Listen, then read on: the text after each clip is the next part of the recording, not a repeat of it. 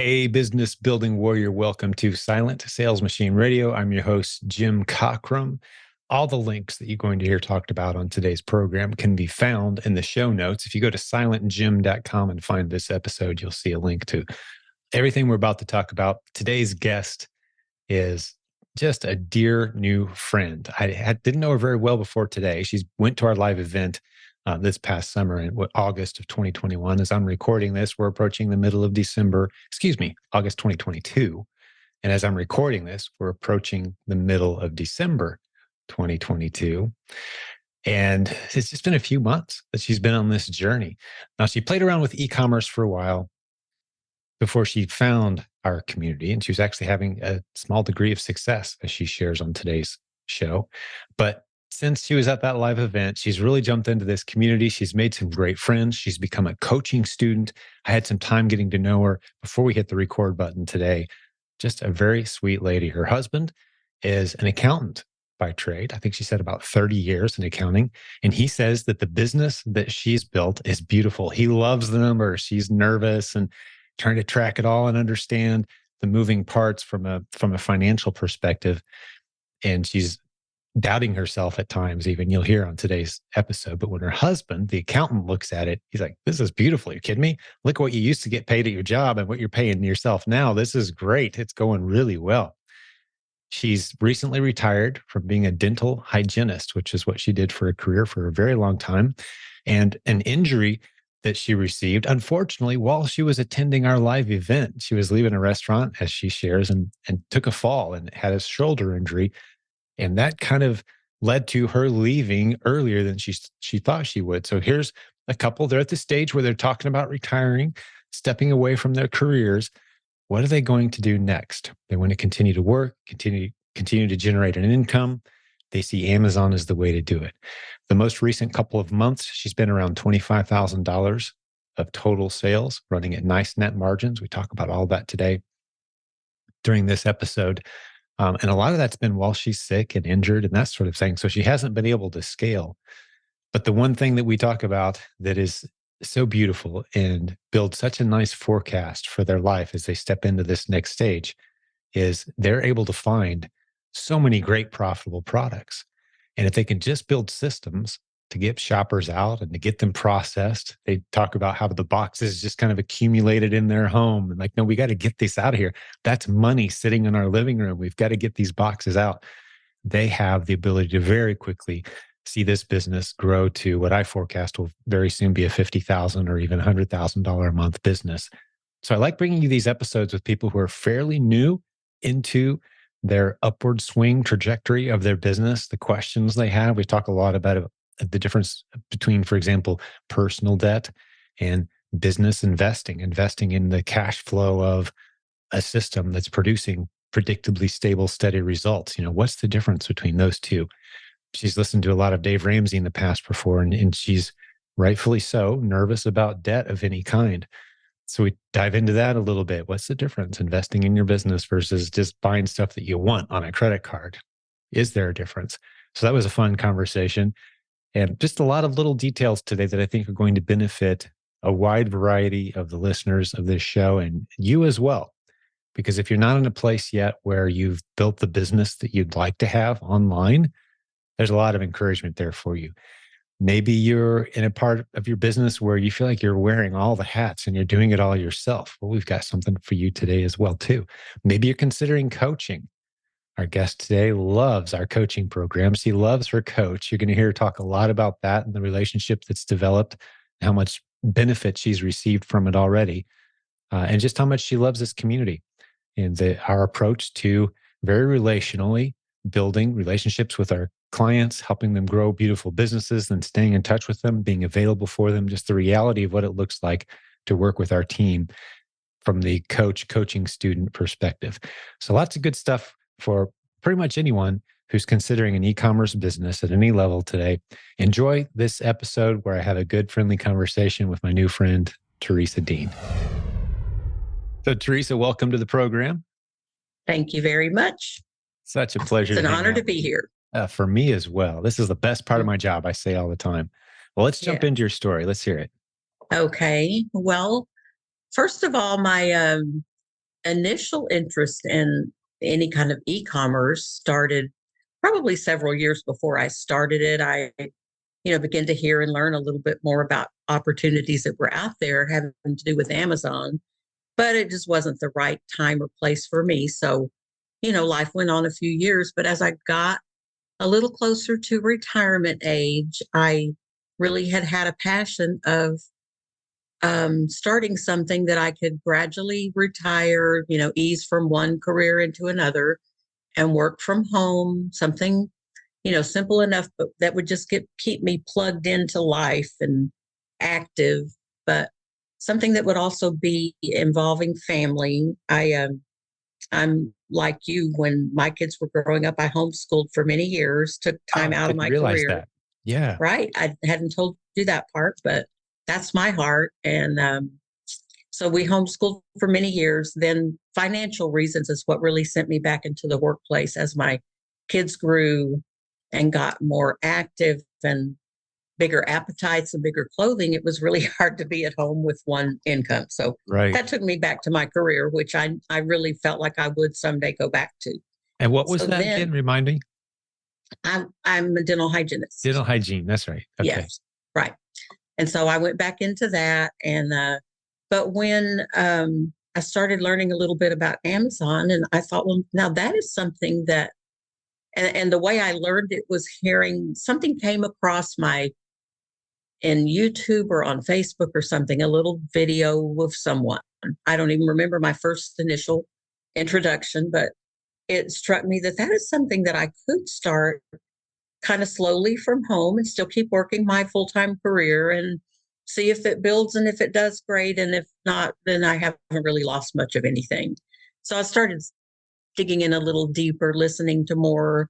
There's a lot of educational material out there on YouTube and various sources. Some of it's really wacky, really crazy. uh, You got that right. Buying $5,000 worth of stuff and having it shipped from China and all. But anyway, those are to me the very extreme nonsense kind of ways. I know that you don't really approve of that either. After But you see so many train wrecks, you kind of learn to see them coming and predict them and mhm, warn people about them. That's right. I didn't So set out not liking that that. model, but There was a lot of that out there too. And thank God, I know it was from God. He just kind of gave me the wisdom to just pass on by those and look at the more sensible ways.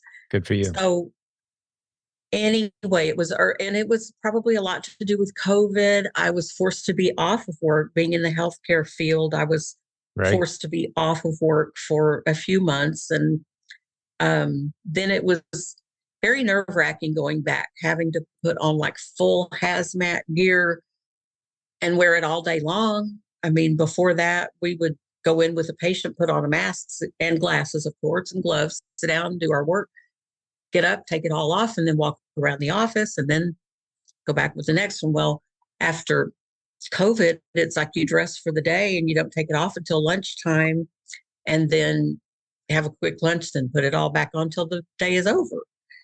And that was been very difficult after that. So, Exhausting. Yeah. yes, it was. But I still love my career. I didn't really want to Yeah. give it up yet. But in early 2021, I realized, okay, now's the time to really start doing something a little more seriously. So by about June, I went ahead and opened an Amazon account, started going out totally manually sourcing, learning how to scan the shelves. I took a couple of courses from another source, and it was all about replenishable items. So I started out mainly with that, a lot of grocery and health, beauty type products.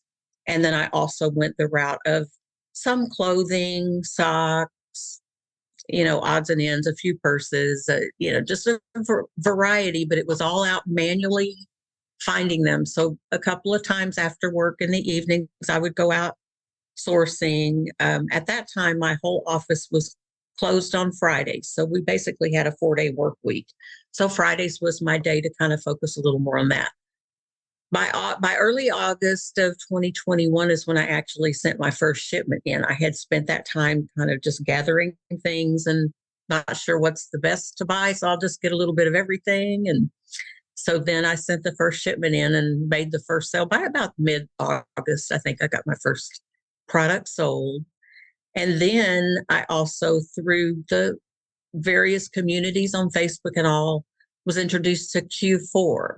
And that was beginning right about then.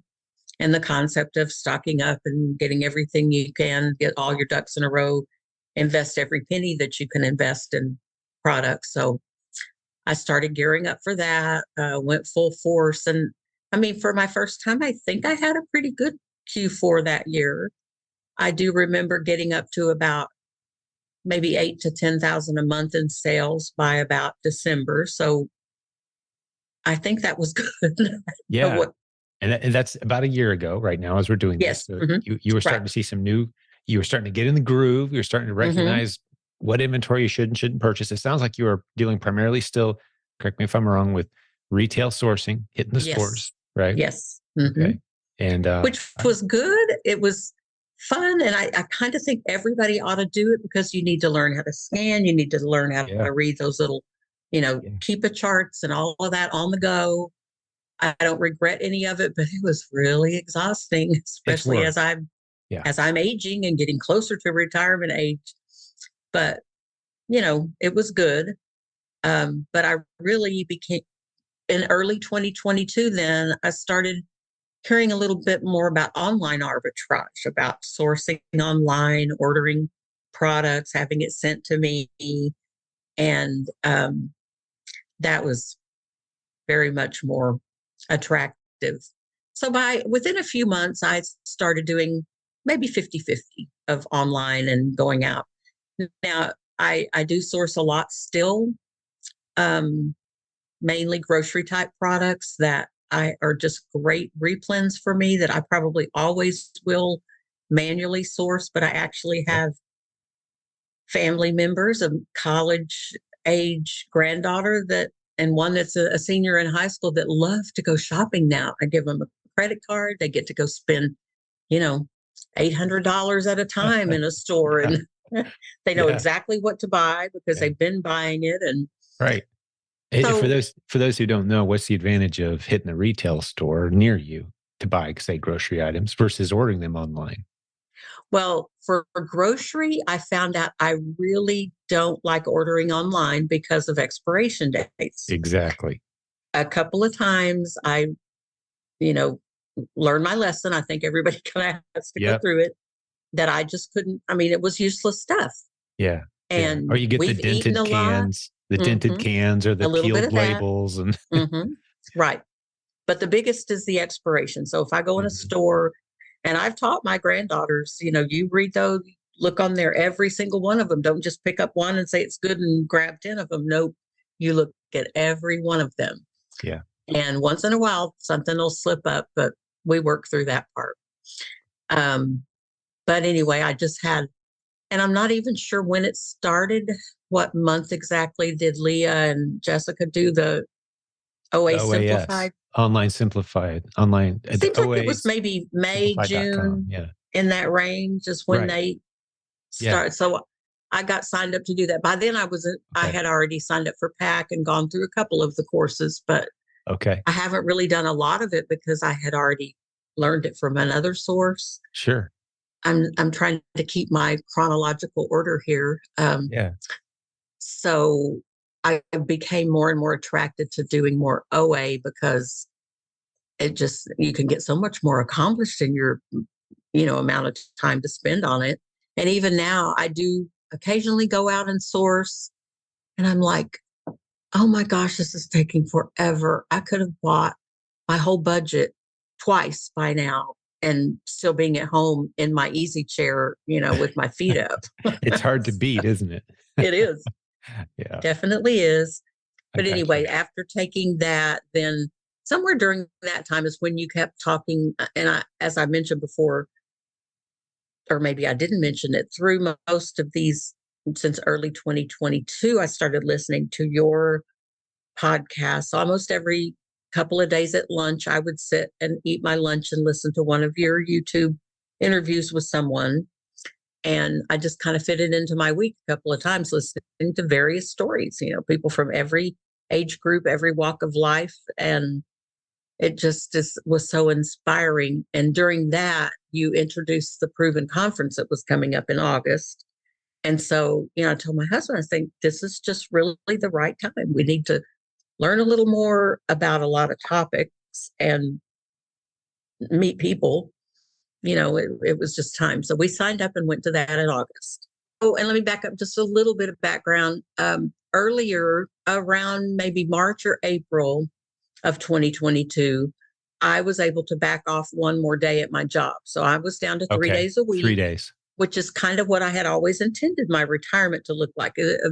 So my intention was about 3 days a week for a year or two more, then maybe go to 1 or 2 days. And then, within a couple of years, be out of it completely. And in the meantime, building Amazon and, getting to know my kids again. And so, so by then I was at 3 days a week. So we went to and one more thing about that is my boss of 23 years, a job I had been at pretty much since I quit homeschooling the kids and went back to work. I had been at the same office, same boss. And he and I are very, very close in age. I think we're 6 months apart in age. So we always joked and talked that we would probably retire around the same time. Same time, yeah. So he was feeling very led to put his practice up for sale earlier in the year, which he did. And, those kind of things take a little bit of time. But by maybe early summer, he had a buyer and, was working on in the direction of selling. And that, did take some time. And as luck would have it, the craziest thing is the day that we left to go to the conference, it was his last day of work. And he was closing on the practice. And they even had an open house and invited the patients in. And Wow. I missed all of that because I was on my way to Kentucky. Yeah, it's like the one chapter closed very cleanly in the Teresa book, and the other chapter began. Right. And in the meantime, over the last month or two, we had met the person that was buying the practice was not going to be the dentist to work there. She bought it as an investment, in which she has done other practices, and then she hired a dentist to come and be the dentist, the local resident dentist there. That was my intention, was to stay. And anyway, so now here we are at the conference, and I took a silly fall on a sidewalk coming out of a restaurant on the Saturday night and tore my rotator cuff.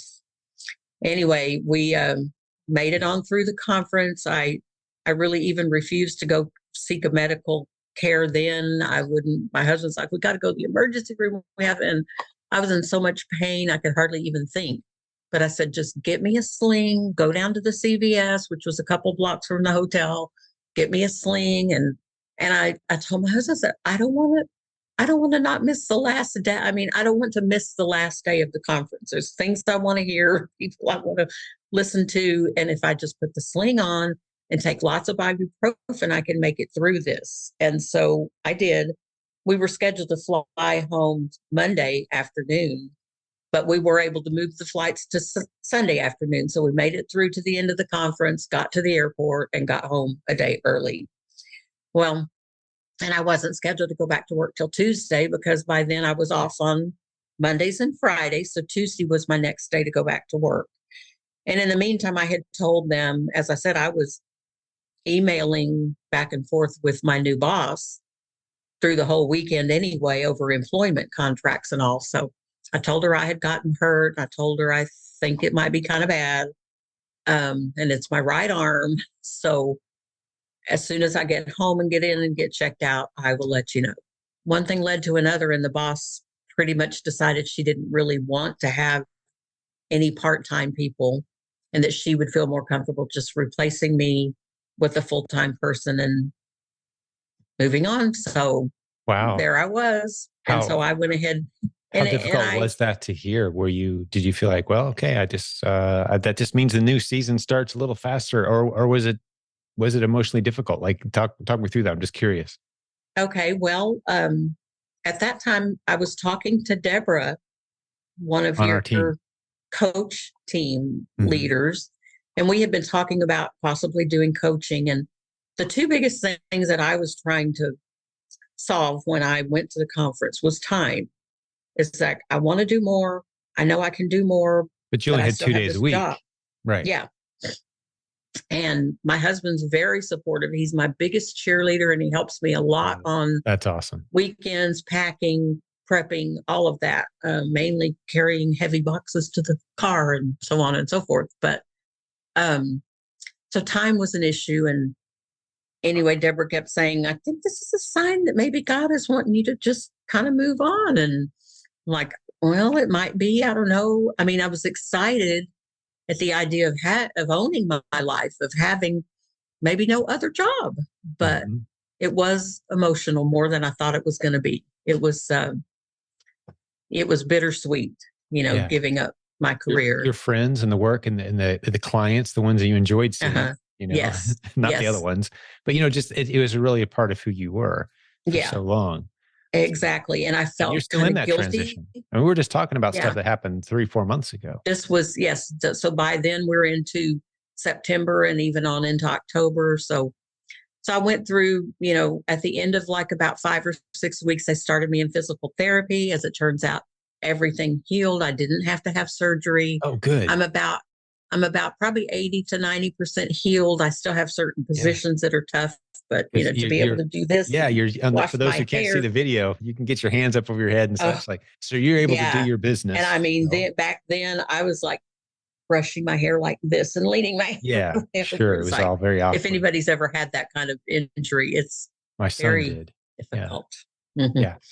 Things like bathing and So anyway, I got through that, and I just thought Deborah was just so wise and keep pointing out, well, now you have all the time you need, and maybe this is a God thing. And so it was a transition time, but now I'm just delighted.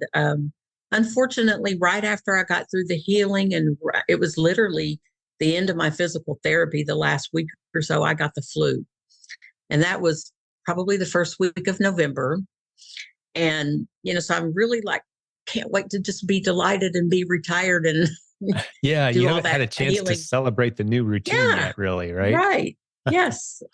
So anyway, the flu took a lot out of me. Several family members had it all at the same time. And now that's over and we're into Christmas. But I really finally feel like I think I'm back to myself 100% physically. I don't feel like I need to go take a nap every day, that kind of thing. So. Oh, that's great. Well, how's business now that you've been doing this full time? Yeah. And there's been plenty of interruptions, your shoulder and being sick, et cetera. But how's the new routine plan out? Like, what are you doing and how's it going? I think it's going pretty well. It did slow me down. These issues did slow me down a little from what I was hoping to be at now.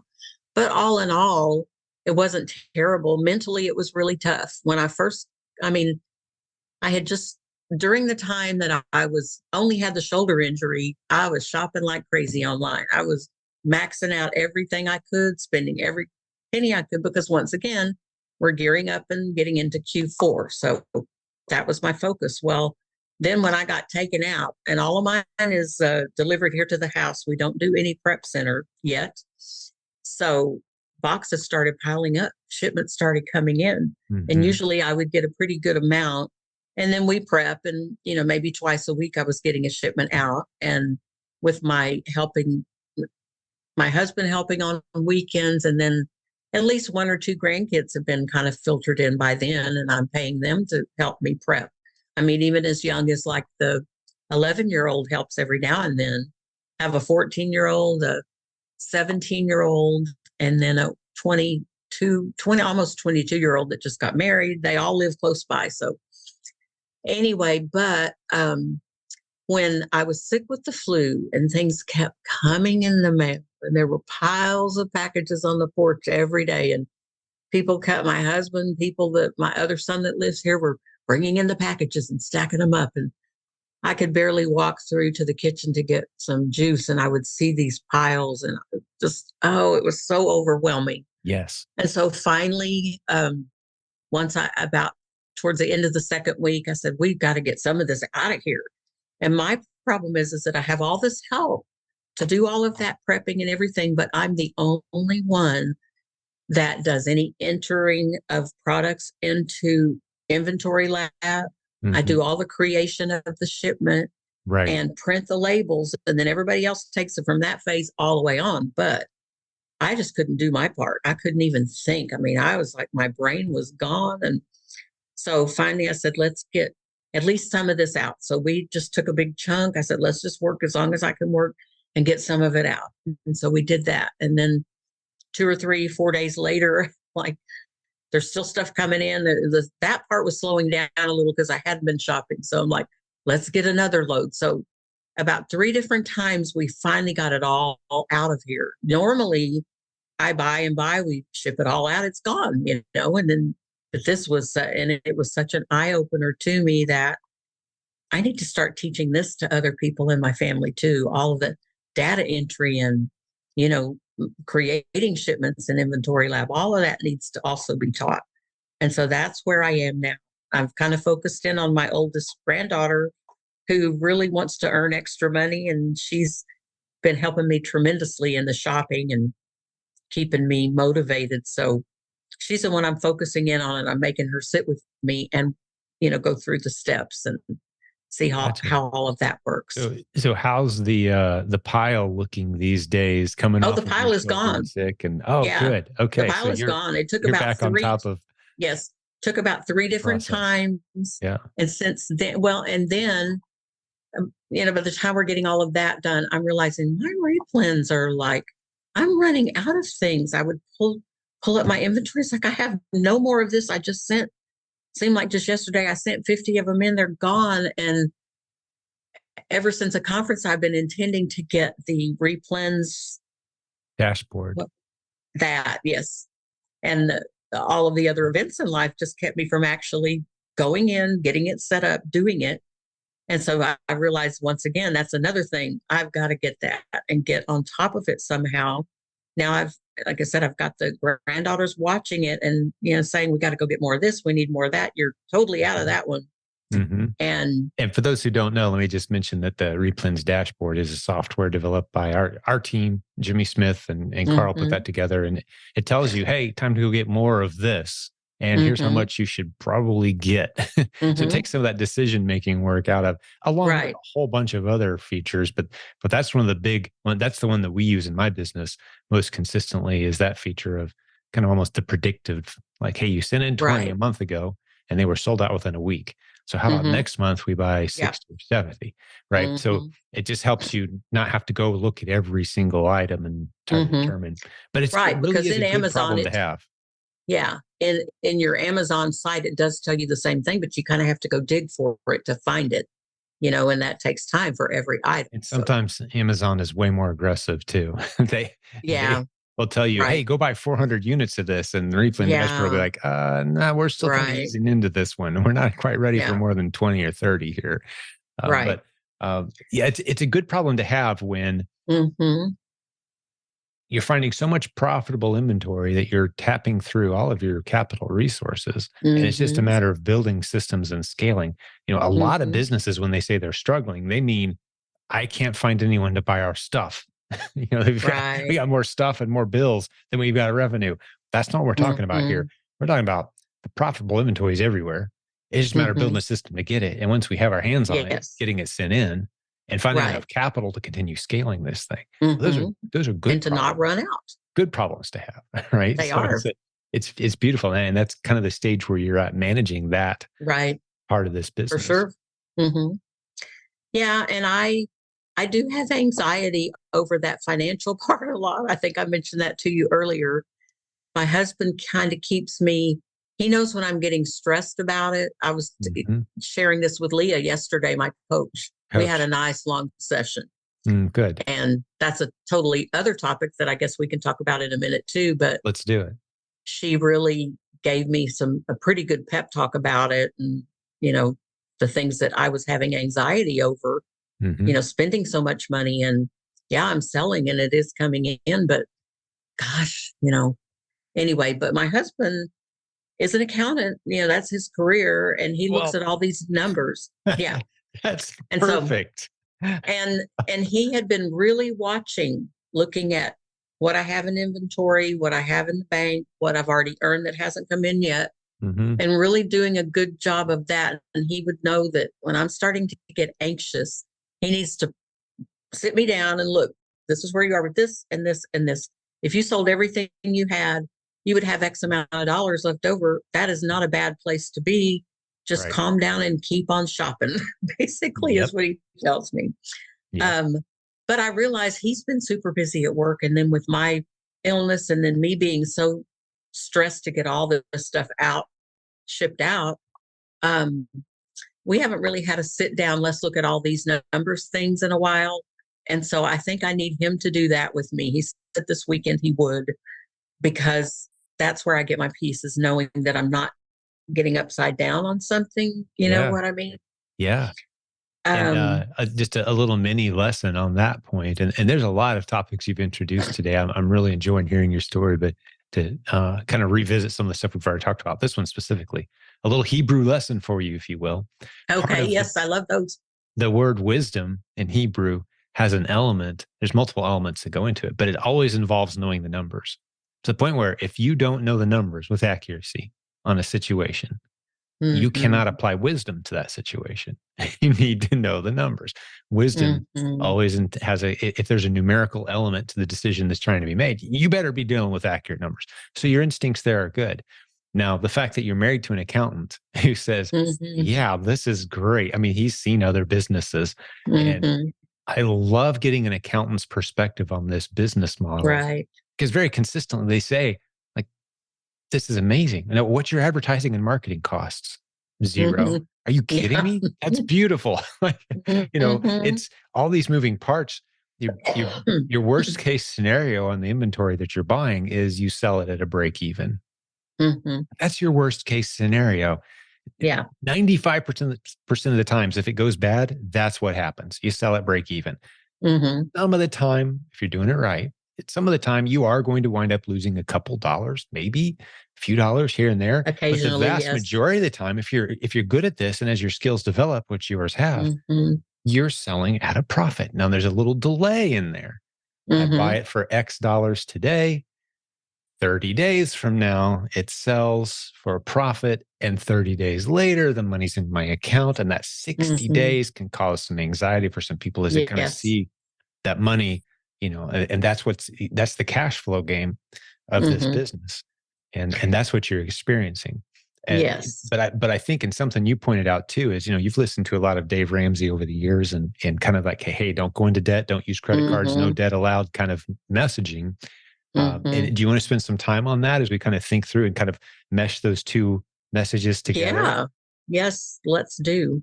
Because Because I have had the mindset. I mean, we are definitely not debt free, but mm, of just the fact that we need to stop borrowing and, try to live more on cash, live yeah, within these boundaries. And then this yes, business is the total opposite. It's like the more you borrow, the more yeah, stuff you can buy, the more stuff you yeah. can sell.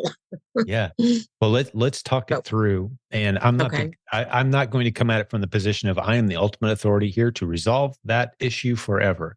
Because let's Hmm. just talk real generic terms. Let's say you've got a business that wants to borrow $100,000 because they think they've got a pretty good idea. And they're not sure how it's going to go, but they're hoping it will.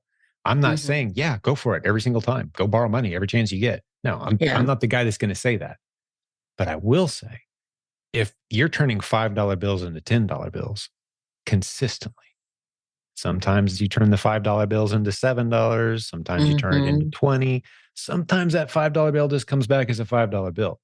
But if you've got Hmm. a system where you're consistently putting in 5, getting out 15, 20 in the end, right? Paying the bills, happy team, it's okay to start to stretch yourself a little bit. And I would say biblically, ethically, and morally, it's okay to stretch and use credit. That's what it's for. That's what capitalism is. It's using capital that belongs to other people to build things. Because once you've Hmm. accumulated resources as a successful business person, well, what are you going to do with those resources? That's what investors are, right? They're Hmm. looking for places to put their money where they will grow, where someone of competence who's got Right. a good system will take some of that capital and grow it, and they can enjoy the benefits together. A very biblical thing, a very moral, a very ethical thing. The thing that's built the strongest economies of the world is that principle. Okay. And it applies to our businesses. So, of course, we've got to Mhm. distinguish the difference between spending money on stuff we want and Right. putting it on a credit card. Right. I'm Yeah. with Dave Ramsey all day on that. Like, no, Mhm. stop doing that. Pay Right. cash. If you can't pay cash, don't buy it. If it's fun Mhm. or something Save until you you have it. want, right. That makes all sense. But when Mhm. it comes to business, and here's the point I want to make is if you asked Dave Ramsey and sat him down and said, now, who are your financial gurus? Who are the people that you rely on for a biblical wisdom in the arena of money and finance and business? And he would put on this top 3 list a guy named Rabbi Daniel Lapin, who you hear me talk about all the Mm. time. I have heard you mention him. Mhm. And have happened. I've become a good friend of his as well. And he's Oh, spoken at our event a few times. He didn't speak at the one you came cool. to a few months ago in August, but Mhm. he's been to our events. We correspond with him frequently because he Mhm. dives into the biblical Hebrew concepts of money, business, and finance in a way that unlike I've ever seen anyone. It's Mm. life-changing stuff. It's beautiful, very practical. Dave Ramsey references him frequently if you listen to him Okay. as his kind of Mhm. his money guru. And I will tell Mhm. you from a biblical Hebrew perspective, there's absolutely nothing wrong at all with using credit, with using loans, with leveraging money from others to help grow Mhm. your business. You want to be wise about it. You don't want to get in over your head. Obviously, Right. you want to ease into it. Don't take a $50,000 loan if all you need and all you can reliably spend right now is a $5,000. Mhm. Don't start paying interest on money you can't use. But Right. once you start, and that's why this journey is a slow and steady. That's what we say. You hear Mhm. us all the time. Slow and steady wins the race. Hey, we'll get back to the show in just a second, but I've got to tell you about a great sponsor who's just joined us. I'm talking about Seller Board.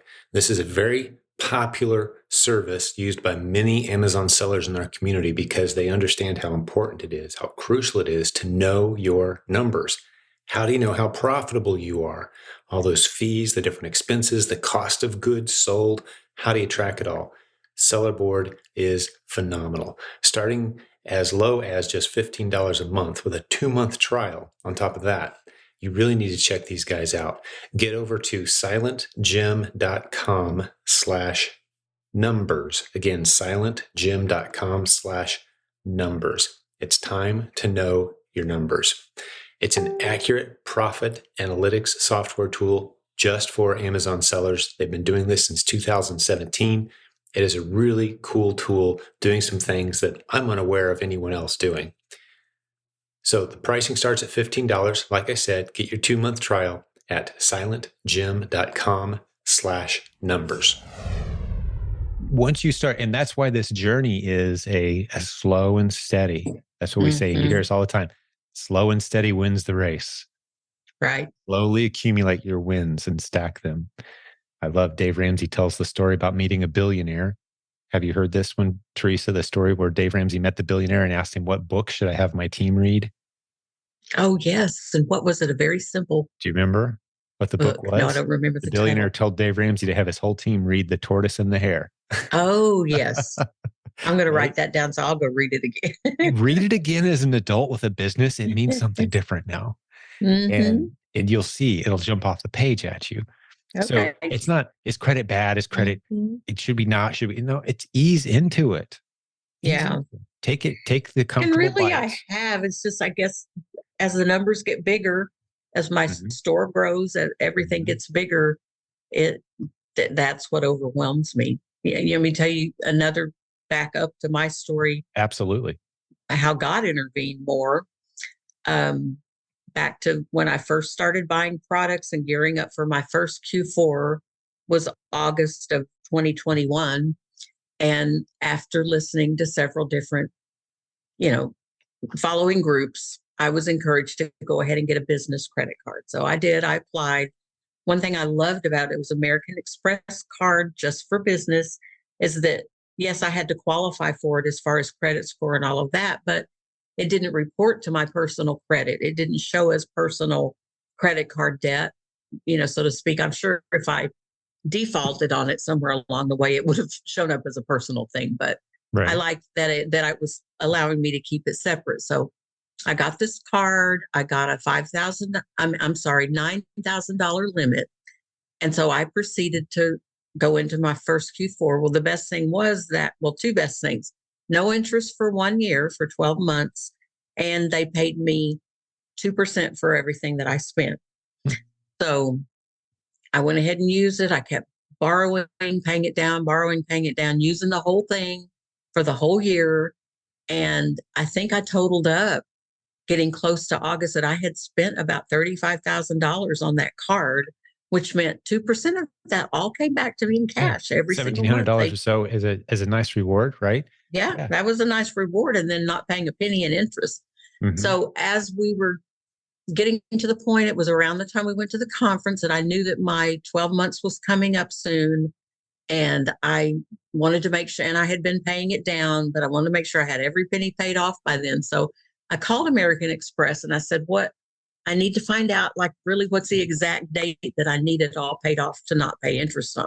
So they gave me that date, which was coming up fairly soon. I was telling you, now I guess I'm going to have to start paying interest because I've really got this business going. And I was talking to the gal, and she goes, well, there's another American Express. It's like a business plus that you might qualify for. If you want to apply for it, you could try, and then you could have another whole year with no interest on that one. And so I'm like, luckily my husband was right there with me. We kind of put it on speakerphone. We discussed it, and I'm like, okay, well, let's apply for it. What the heck? So I did, finished up with the call with her, and seems like it was maybe about 2 weeks. And that was when we were leaving for the conference. And I realized I paid the other card off, and so I was good there, but I hadn't heard on the new one. So I guess I didn't get it. Usually within about a week, you get an email or something in the mail telling you've been approved, you haven't been approved, whatever. So I thought, I guess I didn't get it. And that was one of the things we were asking about at the conference, was finance. We talked to a crewmie and to other people about getting Amazon loans, all the different options out there. So when we get home, now granted I'm injured, I have to remind you back to that, but in the mail is this brand new credit card from American Express, the Business Plus card with a $24,000 limit, I think, and 12 months to use it interest-free. Yeah. And interest-free money is fun in this business, isn't it? It was fantastic. Yeah. I'm like, and I told Deborah that too. That was the other thing. She said, you were worried about how you were going to finance it going forward. You were worried about the time. Now you've got all these things that God has shown up with. So, here we are. Yeah. And I have to express, caution. We're not saying anybody and everybody should go out and borrow a bunch of money. And no, right. I can't overemphasize if the slow and steady. And if you understand slow and steady, where, for the last 100 things I've sold, I made a profit on 85 of them. And 5 of them were losers and 10 of them I broke even. But I think I could scale this up. If once you're in that position, yes, go find some low interest, low hanging funding. Funding is out there everywhere. Once you have some momentum, that's one of the very validating things about this whole industry that we're in, Teresa, or the resellers like us. It's so easy to go find funding anywhere and everywhere. You mentioned DeCrewMe, a good partner. You can go hear about them at silentjimdotcom/funding. But they'll slide you a pile of cash based on how much inventory you have, which is something your husband loves pointing out to you when you get a little nervous about the numbers. It's like, hey, what's the value of all this inventory we have sitting out there? Worst case scenario, we sell it break even, which isn't going to happen. Yeah. That's a lot of money sitting there. You got to include that in your total here. It's not just what we got in the bank versus the check Amazon just sent us.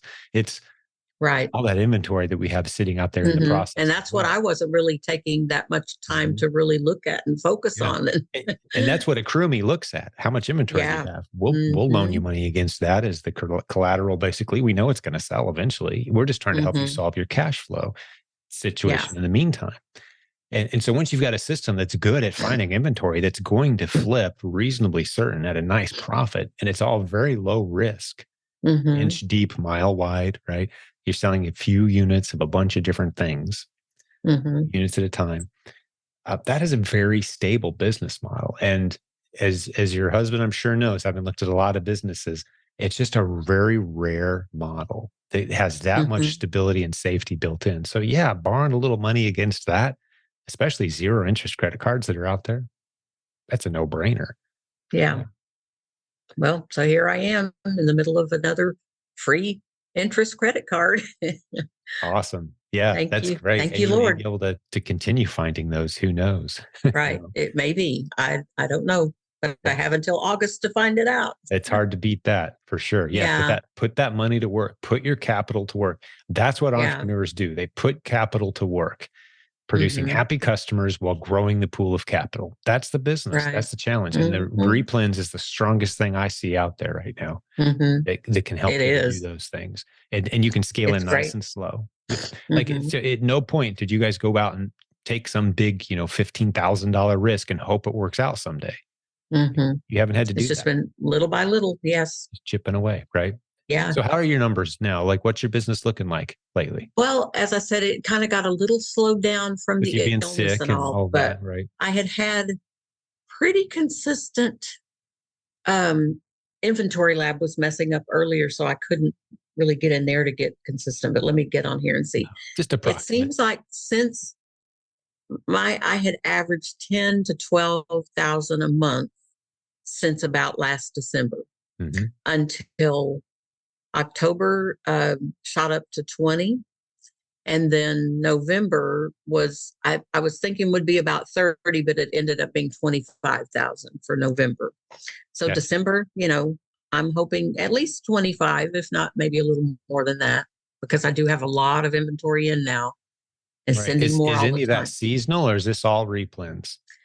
Mm, it's not all replens, but probably 75% of it is. And some of it has been specific Christmas seasonal, but Sure. I kind of avoided going too much into that Yeah. So do just we. because I felt like, everything sells. I learned that last year, and I've Mhm. learned it even more listening to other people speak, is that everything sells. Yeah. And so I do have some, but not a lot. And luckily, the few things that I do have that's specifically Christmas have sold like crazy. Yeah. Um, and now a lot of them, I'm like, dang, I should have bought more of that because I didn't realize that it would really all sell that quick. That's always a good problem to have, though. It is. And Selling out. yes, Yeah, I'd so much rather have that challenge. It's kind of yeah. like selling a stock that's on its way up Hmm. too soon, it coming out Yeah. ahead, and it continues up. The regret you have, like, oh, I should have done a little more Yeah. there. No, you still Hmm. won. You celebrate the victories That's true. and you keep rolling that And a money couple into of things new. I've been able to go back and buy a few more, Mhm. knowing that they're getting in there pretty quickly. And so, I can kind of beef it up a little bit. But Yeah. I, I and the other thing I really have avoided a lot of is toys. I do a Mhm. tiny bit of toys, but Yeah. these certification things that they have that they Yeah. require is just anyway, there's way too many other things I can sell that I don't have to deal with that. So Yeah. I know a Exactly. lot of people sell a lot of toys. Leah seems like she sells some, not maybe not a ton, but I don't know of many people in our community who are really deep in toys. I think for a yeah, lot of us, it's something we play around with a little bit, dip our toe in the a water, little simply bit. because, like you said, the lawyers have kind of ruined that category at Amazon with all the safety certificate requirements. Hmm. Yeah, So there's less selection yeah, on Amazon, but that's a self-correcting problem. Amazon will figure that out eventually. They want yeah. to have toys Hmm. for sale at Christmas. I'm sure they Right. do. It's a big Sure. category. It's like, Hmm. okay, figure out the whole legal angle here so sellers Yeah. can jump in there again without having to file paperwork every time we sell a toy. But for Right. those who have navigated that, there are some people doing really well.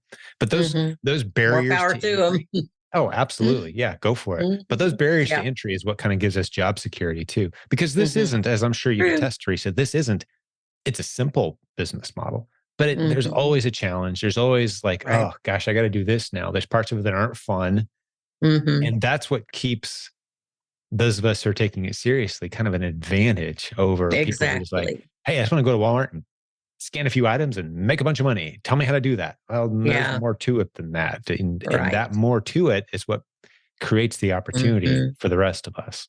Right. That's very true. And people ask me about it all the time. A lot of people that know me that know that this is what I've done. And, I tell them I'm doing well, but it isn't for everyone. It really isn't. Nobody, Yeah. there's a lot of people that don't like the tedious, work that I do as far as having all that product come to my house. And, Hmm. it isn't for everyone. And one Yeah. of the things that I guess I was a little disappointed in coming to grips with the margins being a little lower than I had expected. I really expected to have a little higher profit. But I'm understanding it. I realize, and once again, Leah, I was given the best coach ever for what I need, because she has, fairly slim margins on a lot of her products, and she's delighted to have what she has. So, Yeah. Oh, she's got a 6-figure a month business and she never sees or uh-huh, touches her inventory, right? I mean, right. it's not coming Yeah. to her house, which is something you Hmm. could move into a prep center, Hmm. having a Yep. friend or a That's, neighbor. It all yep. goes to their Yep. house instead, maybe. Hmm. Prepcenternetwork.com, as I'm sure you know, Teresa, we've got a Uh-huh. large list. I Yes. talked to 2 new prep centers yesterday. They're coming out of the Mm-hmm. woodwork right now, where you don't have to have the stuff sent to your house. Right. And even if you source locally, hitting retail store Hmm. shelves, it doesn't have to come back to your house. It could go to a Hmm. neighbor or friend, right? Right. They can do the prep. Yes. Well, Mhm. I'm going to be checking into that first thing next year. Now, one of the things that I have to say is I love working with my grandkids. I love having the Mhm. interaction with them, and they like Mhm. fight over now whose turn it is to get to work with grandma this week. And, That's so great. it really is. It's so awesome. And And I you don't want to love give that. that up, and you don't have I don't to. want to give that It up, doesn't but have to we be have an enough. all or nothing, right? Exactly. Keep the fun Exactly. stuff. The stuff you hate to Exactly. prep, Hmm. get rid of Yeah. it. The stuff that's Right. fun to prep, Hmm. bags of marshmallows. Hey, Have let's it open come one to here. celebrate. We Yeah. just packed 100 bags of Exactly. marshmallows. Hey, let's open one Yeah. and Look. make some Oh s'mores, darn! right? This one's expired. Let's all have some Yeah. taffy. Hot chocolate. Yep. Yeah. Exactly. So Hmm. you keep it fun and keep the stuff you want to Hmm. keep. Right. No reason not to. But you do have to Yeah. think, and you've had this pounded into you literally by a Hmm. sidewalk and by the Hmm. flu. Yes. You can't make yourself a vital component in your business Right. ultimately or to Yes. survive. As one of Hmm. our new coaches said, and I've said it a handful of times since then, the more valuable you are to your business, the less valuable your business is, Yeah.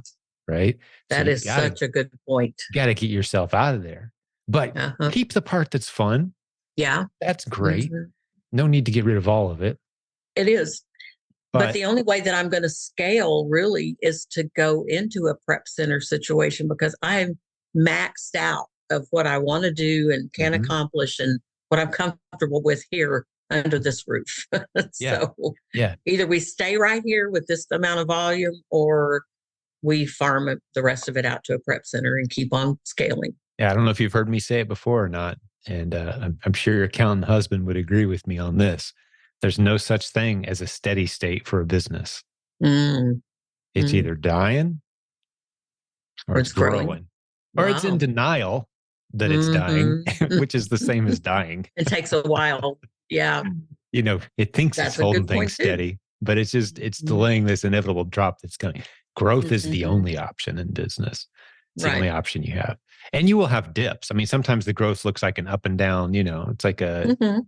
a scary ride up on a climbing a Yeah. mountain. But you look at the trajectory over Right. the last, and that's something I always encourage folks to do. And this is one of the extreme examples of why I'm so excited to see people journaling. When they journal, I know that they're on a good, because they can look back over their shoulder a month ago, 6 months ago. Mm.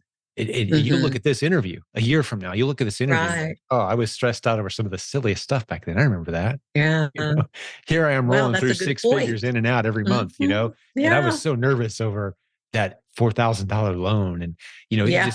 that's the growth journey of business. Yeah. That's a good point. Yeah. Mhm. Well, what else do you want to talk about, Teresa? Anything else on your So, mind today? This has been a fun um, episode. I love diving into it the has stories and been. Yeah. It has been. One other thing I was going to point out, back to my husband being the accountant and looking at all the numbers, is after, I guess it was really sinking in that I'm not going to be going back to work as a hygienist. I went ahead and, formally resigned and Mhm. went and picked up all of my belongings and my, loops that we wear, all of that.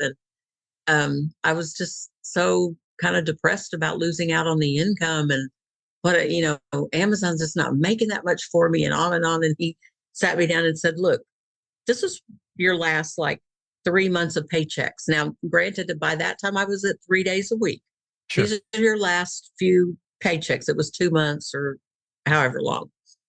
And he said, look at your Amazon checks now for this last month. Do you notice something here? It was like almost exactly the same. That's Couldn't believe beautiful. it, because just the way it comes in and the way I deposit and then, pay down on the credit card and spend it again. I just wasn't really looking at those kind of numbers. So Yeah. he has a lot of wisdom in showing me just what I need to see to get off of this and keep on going. Well, and you make a valid point there. I think everybody needs an accountant in their life. They kind Mm-hmm. of get knocked in the movies as they're always the Yes. boring character or the Yeah. loser in the The corner, right. who just wants the number The crunching. nerd. Yes. Nerd. Yeah. Like who gets good grades in Mm-hmm. accounting? Nobody. But, Yeah. there is so much wisdom in numbers. And we hit on that earlier. Mm-hmm. And there are people that apply accurate numbers to real world scenarios all day, every day for a living. Yeah. If you want to get And that's their wisdom, life. like some of the wisest advice I've ever been given about business has been given to me from accountants who know nothing about the business I'm considering. Mm-hmm. Like, But what? You just think about doing a business in partnership? general. Are you Mm-hmm. crazy? Partnership at this stage? That's nuts. What are you talking about? Like, why would you say that? Well, because of the last 500 people I've seen enter into partnerships, 409 of them have Mm-hmm. ended badly. What are you doing? Yeah. Just, that Right. real practical, they've seen the way the world works. Mhm. Right. Right. You They're talk to an accountant who's been seeing it practicing daily. for 30, 40 years. You're Mm-hmm. smart to make friends with that person. Yeah. Just have them And because like see like your that. husband did for you. Yeah, we complement each other very well because I Yes. am not that numbers person. I just am not. I mean, it doesn't come naturally to me, and I don't look at life the way he does. But I'm very proud to say that our two daughters are both accountants now. So my fear Wow. had always been, oh my gosh, what if something happens to him? I'm going to have to actually learn how to do things that I hate and don't want to know anything about, But your to daughter sticked clutter up up. my brain. And now I have two daughters for backup. So we're, That's great. And there's a whole lot of good accountants out there. I would say yeah. anybody who's got a decade or so of working with small businesses, not even necessarily e-commerce, just Hmm. small businesses, do Yeah. helping them with their accounting. They're going to have Right. some tremendous instincts. They can step Right. back, look at the big picture, and go, "Why Hmm. are you concerned here?" I'll Yeah. never forget my accountant one time a while back. He's like, "You're getting pretty stressed out. I understand. Mm-hmm. You got to understand, you're like one of the top clients here from as far as positioning. You understand that, right?" I'm like, "Oh, I didn't. No, I I would didn't. have guessed that I was like, I should be Oh, panicking." Like, no, you're in a beautiful position. You've got to understand, no, the that's good to trajectory hear and too. the in and the Hmm. out. And this industry that we're in is such a Hmm. blessing. Yeah. E-commerce is just so expansive. And we're just talking about one Right. little component of it. There's so many directions that you can go from here with the relationships you're Right. establishing, this community and the leadership opportunities and the number of businesses Yes. out there that are confounded by Amazon and e-commerce. You could become a consultant tomorrow if you Hmm. wanted to, and people would be paying you for your time. Hmm. So the world is opening up in a beautiful That way. may And be in the future. Yeah. absolutely. Exactly. Yes. Congratulations And on your new season too. and this stress of, me, like I said, realizing that the margins were a little lower than I Hmm, expected them to be, sure. but it has driven me to really work at and learn everything I can and take courses and, perfect Keepa and all of that, because I know that I have to be really wise and that you make your money when you buy, when you purchase is when Absolutely. you make your money. And I That's didn't another ever theme really, around here. Slow and yeah, steady wins the race. You've heard that a right. million times. You make your money Hmm. when you buy your inventory. You've heard that a Right. bunch around here too, because they're both true. Right. And I just am determined to learn everything I can to be the best buyer that I can be, Hmm. because that's the power that I have over, that, yeah, maybe the margins are going to be small. So I, I just have to stay on top of it. Yeah. Yeah. Yeah. Well, you've got a Trying to beautiful think of any business other, model. yeah. Trying to think of any other questions that I may have. Well, we I were may going to have, talk a little bit about your coaching experience. I know yes. that was something that we could dive into a little bit because I haven't heard that story. We've mentioned Leah in a very positive light here. And for Hmm. those who don't know, we've got Yes. about 60 coaches on our team.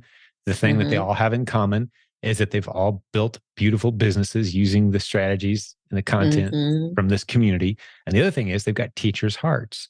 They're very open Right. handed. They're givers, not takers, so to speak, if you want Hmm. to kind of divide people into those two categories. So Leah's Yes. one of them.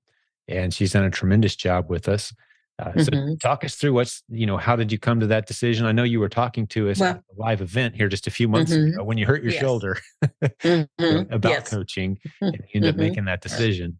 So Yeah. talk us through it. And once again, I just got into it. I think I had maybe 2 sessions with her when the flu came on, and then it just totally interrupted about a month. I mean, I've had like a Right. pretty much a month of no coaching with her. I had to reschedule this interview twice.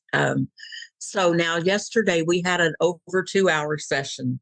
It really did help to get me over a lot of the things that I've talked to you about even today. But it's just amazes me when I see, how we were paired together. I think I told them, gosh, if I just knew I could get Leah, I'd sign up for coaching in a heartbeat.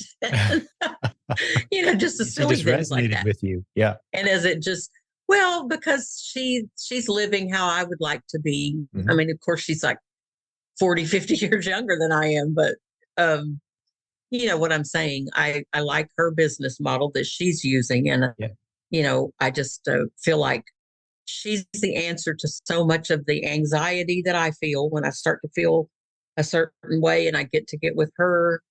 It's like she has the answers that, I mean, not everybody would have. I think it's once again a God thing that I was Mhm. put with her. And, I realized I was even looking back through some of the correspondence with your team when I was getting initially set up with the coaching. And I don't think I ever even talked to anybody else. And one of the emails had a couple of other people that said, click on here once you get going, and we'll have a session together and we'll talk. And that was when everything was going crazy in my life, and I never even did that. So now I'm kind of anxious to do the rest of the steps to, on this coaching journey. But Yeah. I think it's really tremendous. And yeah, even though through this last month, I really wasn't even bothering her or messaging her. But before that, even though we weren't having a session, I was sending messages back and forth a lot. What would this happen? Why would that, whatever. And she answers me very promptly with, just what I needed to know. And, if I need to, we'll get on a quick call. So she's very approachable, and doesn't mind helping at all. It's just quite obvious that she has a heart to help. And I really admire that. Because That's she has a beautiful. pretty busy life too.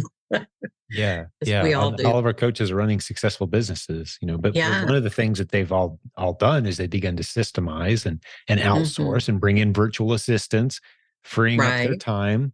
We've Mm-hmm. got plenty of coaches on our team that their business has been reduced to checking their numbers and kind of Mm-hmm. monitoring the people, like, oh, someone's sick, we got to fill in there, kind of Mm-hmm. managing a business versus being in the day-to-day grindstone of running the business. Mm-hmm. Right? Now, do you have a reactive coach that you've taken? I know you have one, but have you taken much advantage of that? Do you know who that is for your coaching? Because every coaching student gets a proactive, which is in your case is Leah. You also get a reactive, which is another great coach on our team that you literally can text And anytime. I think that was where I dropped the ball and didn't even take the next step to get with Right. the You didn't even reactive. notice that. So there's benefits there I you aren't didn't even notice taking that. advantage of. Yeah. So I did. I was looking back over emails, and, I was like, gosh, there's even more to this than I've even tapped into, Yeah. because once again, And I'm we'll about be a here month for behind. you long term. And Yeah. I give all of our coaching students my personal cell phone, the same number I've had for, I Mm-hmm. think, Oh, that's 25 right. years now. Yeah. Right. And So you I'm did here give as it a to me. resource at all Yes. times as Yeah. well. So we're very proud of it. Even though we've coached 10,000 people over the years, we've built a pretty incredible system of truly Mm-hmm. supporting those people in the weeks, months, years as their Mm-hmm. business continues to develop. And because we know that those people that we serve well and pour our hearts and time into, they end up being coaches and leaders and advocates for And I this could see community. myself possibly doing that. I'm I not can sure too. now, but I For could sure. see it. I can Mm-hmm. see that at some point. I'm sure your Mm-hmm. story is going to resonate with some folks. We talked before we hit the record button today. Some people will be Right. like, okay, if I could have her as my coach, I could see this. Mm-hmm. So Right. as time unfolds, as your schedule Mm-hmm. stabilizes, let's say, your routine, And that's something you want to consider. Your numbers, Mhm. like your husband keeps telling you, is like, yeah, you're worth a lot more than you realize here. Yeah, Is this cash flow is going to scale, and this is going to be a $50,000 a month thing, and then $100,000 a month thing, putting 15, 20 in the bank every month. That's the trajectory you're on. It's just a matter of right. building your system. You've proven that it It works. is.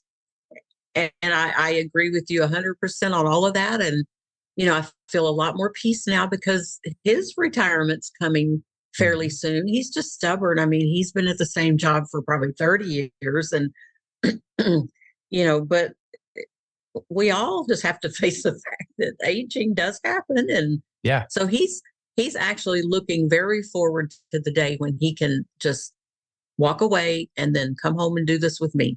I Mm. mean, he really loves it and he wants to do more at home as far as more prepping here and more. I'm like, oh, no, no, that's not my goal at I'll all. do a coaching Um, call with you guys on that. There's plenty of ways to stay mhm, busy without making yourself a necessary element in a smooth right. running system. And see, yeah, that's doesn't kind of goes against his nature. So we need to find Right. something So for what him to stay. Gary and Gay Mosley, a couple coaches on our team, they travel in their RV constantly, see family, Mm, hang out. They get a I friend would that's love sick, that. they'll go be the Yeah. caretakers for a few months, and Mm, live in the RV nearby.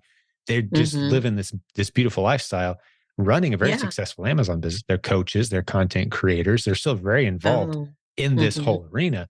But day to day, they're not touching box tape or boxes or prepping, They or do all prep centers. it's all prep centers and virtual assistants. Hmm. It's their entire business, their account health, That's everything. right. It's all run. Their sourcing, their shopping. It's all Hmm. VAs and prep centers. If you think about it, we've got people who live outside the United States buying and selling in the US in Hmm. our community. How do they do it? Prep centers and virtual Prep assistants, centers and VAs. right? Like it Yes. can be reduced down to that. So Yeah. you guys will have to find some And other way see to. that, yeah, that was my long term is that I wanted something that I could have a computer with me, take a trip, go Mhm. spend, a couple of weeks here or there Yep. and check in on it, but not, Yep. physically packing and shopping. And although I would like to source a little bit along the way to make it a legitimate business trip. No reason not to. Hmm. Absolutely. Make it, write Yeah, it off.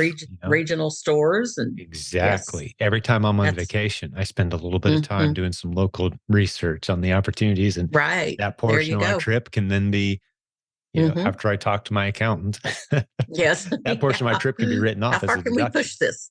Yeah, exactly. Yeah. Keep it legal, but get every deduction you can, right? Yes, Uh, exactly. So Beautiful.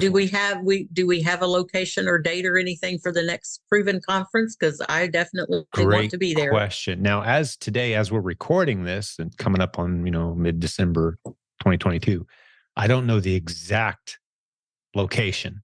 I have a Hmm. decent idea of the date, however. And by the time this Okay. comes out, we may know more. So I will send everybody hearing this to theprovenconference.com, Oh, which is the okay. website. Good idea. Hmm. Theprovenconference.com will have Hmm. updates at the top of the page. But as of right now, as we're hanging out today, Teresa, it's going to be somewhere in the mid July, is what we're aiming for. Not interfering with July 4th holiday, not the end of the month, but somewhere in the middle, 2 or 3 weeks there. And we're looking at Hmm. a 3-day event that Okay. doesn't overlap a Sunday. And that's about as much as Hmm. I can tell you for now. And we'll have, Okay. like you witnessed in Louisville last year, maybe you could talk us Mhm. through. I wouldn't mind hearing. I mean, now you had a hurt shoulder, you were in extreme pain, but you didn't want to be, you did not want to leave that event. So No, how did that event hit you? It was that was your first one, right? that was my first time, and it was great. I mean, we were able. My husband and I split up through part of the time and went to various things Different sessions. that Yeah. were right. And so and then a lot of it we attended together. So it was everything I wanted it to be. That's awesome. Filled in the gaps and going around and visiting with people in between. I wish I had done more of that earlier because by the time I was in pain, then I wasn't in Yeah. a mood to go visit with people in between sessions. Sure, sure. You got Um, plenty of time for that. We have many people yeah, that come in 2 or 3 days early right. just to be with the community and stay 2 or 3 days late. The hotel Yeah. is always blown away when we've Hmm. done this 10 times now, and we tell the hotels, "Yeah, we're booking a 3-day event, but it's more like a 6-day event." And they're like, "Yeah, Yeah. right. We'll believe it when we see it." And then they start seeing people Yeah. making their The people. reservations, and it's Hmm. crazy. Yeah. Yeah. And see, they were really sweet too. The people at the hotel helped us a lot with me and my, well, I also scraped my leg. So they had bandages and things like that for me. But we left a day early. We had intended to leave out the following Monday evening Right. Yeah. in order to do that, to To have hang time out. to visit and mingle. Yeah. And because you had said that. And so I'm like, I'm going to take him at his word and stay an extra day. Mhm. And then we ended up having to change that. But next time we'll stay a little longer. Yeah. Yeah. We had over 40 sessions at the Mm. 3-day event, and they were all people from our community. We don't bring in outside guests. It's Yeah. all That's leaders, what I loved. coaches, successful Yes. students from this community. Yeah. It's not people you can go watch on YouTube, anytime, Hmm. famous Yeah. authors and such. We'll have a keynote occasionally, speaker. Like I mentioned, Rabbi Right. Daniel Lappin, who's been our Hmm. keynote a few times. But for the Hmm. most part, it's just this community, and it's Hmm. tremendous It's events a every year. tremendous community. Yeah. Really Yeah. is. A lot of successful people that want to share their success. And that's where I want to be. Well, that's where we want you to be too. And that's where we want the listeners of this show to be. Plan on it Hmm. in July. Yes. Thanks for bringing that Hmm. up, Teresa. Yeah. So, anything else on your mind before we start to wrap this one up? Yeah. No, I think we've covered an awful lot today. It was a good And conversation. You and I spoke at yeah. length before we hit record even today and covered some great stuff. So, it's a pleasure getting to Right. know you a little And bit today. I hope to encourage people that maybe have the same or in the same stage of life with me, is that it's well worth it to spend, 2 to 5 or 6 months or more, um, basically working two jobs. If you're still working full time and Mhm. you have to financially, you still can kick this off. And if it's just a mindset, I mean, I really don't even like to shop as far as physically out shopping, but I got to where I mean, I just did it. And once again, I think it's a God thing. He gives you the strength, the energy, the know how to pick the right store to go to that day, and that it's well worth it if you can just persevere through those few months to kick off. And then now I'm in a really busy time where it's requiring a lot of work, but I do now see where I need to focus on making it a lot less work. Mhm. Like Leah was telling me, of basically to not let this business own me, that it's, my business to do what I want to with, and that my intention was not to be like this full-time busy business person at all. Right. So, Right. yeah. You control your business, not the other way Hmm. around. Hmm. Right. And if you think about it and approach it that way, you Hmm. can do it. This is a Yeah, model that you can do that. There's a lot of business it models that is. don't give you that luxury. You can't Hmm. be a dentist and just avoid ever going and working on people's teeth unless you become a business office owner. Well, that's different. Yeah. We kind of Yeah. integrated that in today, And right? hire some dentists. Yeah. Exactly. So you got to think like Right. a business owner. I don't know if you've ever read or if you're much of a reader. I've referenced this book a few times in recent episodes. Michael Gerber's book, E Myth, talks about the Hmm. difference between being in the trenches and running a business. He talks about it, someone who's really good at making Hmm. pies, for example, right? That's the illustration. He tells the story of this lady who makes these amazing pies, but she's not a good business owner, but her pies are Hmm. amazing. Just because she's Hmm. focused on the pie and the art and that, and she doesn't let anyone Hmm. else into that world, and she tries to do it all, and it just becomes very difficult. You need to think like a business owner, build systems, bring in other people, and Hmm. now you're not tied to the grind, so to speak, of your business. And you can Right. be as involved as you want to be still, Hmm. but you're not tied to it. It's not reliant Yeah. on you. And then it isn't a grind. It's Mhm. it's all It's a fun. pleasure. It's a joy. You get Hmm. to enjoy the It benefits really of is. the work. And Hmm. you've created opportunity for a whole lot of other people too. And we didn't spend any time on that. All the people Right. whose lives are dramatically and positively impacted by this profitable business that Hmm. you're running. While Yeah. working fewer hours, you're actually impacting more people positively Hmm. and building it. So well done. Possibly. Yes. Yeah, great Mhm. job today. Great job. Well, I'm Thank going to you. talk to the listeners for just a second, and thank you for hanging out with Teresa and I, my new Okay. friend. And if you want to come see her, I think she's just committed July of 2023.